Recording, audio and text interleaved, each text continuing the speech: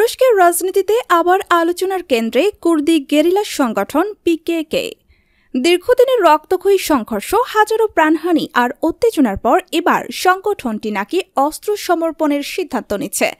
বিভিন্ন আন্তর্জাতিক সংবাদ মাধ্যমে দাবি করা হচ্ছে পিকেকে তাদের সশস্ত্র লড়াইয়ের পথ থেকে সরে এসে এবার শান্তির বার্তা দিতে যাচ্ছে।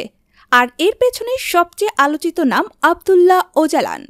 ১৯৯৯ সালে গ্রেফতারের পর থেকে কারাগারে বন্দী থাকা ওজালান, যিনি পিকেকের প্রতিষ্ঠাতা ও আদর্শিক নেতা, তাকে নিয়েই শুরু হয়েছে নতুন করে গুঞ্জন। শোনা যাচ্ছে পিকেকে যদি অস্ত্র ফেলে দেয় তাহলে এর বিনিময়ে ওজালানের মুক্তি মিলতে পারে।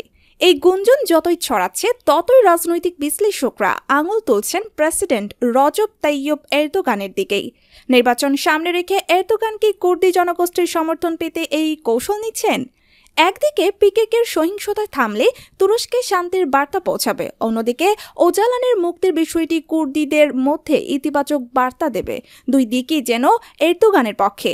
তবে সমালোচকরাও চুপ নেই। তাদের দাবি এটি আসলে একটি নির্বাচনী নাটক। এরদোগান হয়তো পরিস্থিতিকে রাজনৈতিকভাবে ব্যবহার করছেন, কিন্তু বাস্তবিক শান্তির প্রক্রিয়া কতটা দৃঢ় সে বিষয়ে সন্দেহ থেকেই যাচ্ছে। পিকেকের সত্যিকার উদ্দেশ্য কি? ওজালান কি সত্যি মুক্তি পাচ্ছেন? আর এরদোগান কি কেবল ভোটের হিসাবেই এই সিদ্ধান্ত নিচ্ছেন? এই প্রশ্নগুলো ঘুরপাক খাচ্ছে তুরস্কের রাজনীতিতে।